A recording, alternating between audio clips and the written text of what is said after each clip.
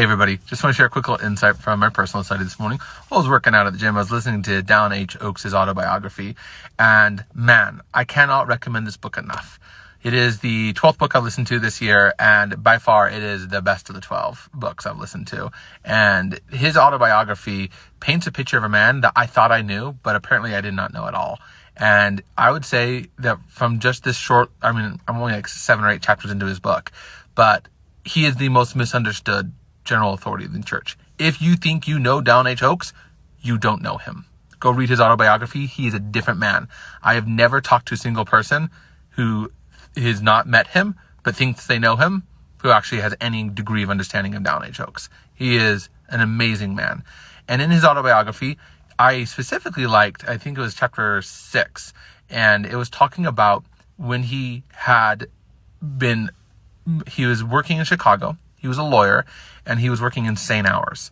I mean, his wife details that, New Year's Eve, he worked 11, and then the next day he started work at 9, and on New Year's Day got off at like 8 o'clock, and how multiple times a week he would spend until almost midnight bedtime working. And during this time, he got a call to serve, and he got a calling.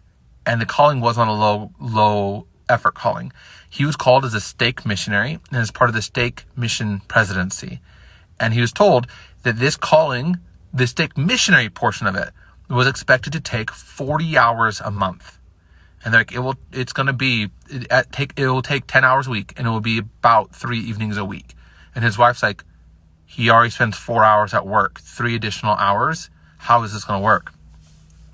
And then they're like, but not only stake mission, we want you to be part of the stake mission presidency and to help oversee all the missionary work in this part of Illinois. And he accepted that call.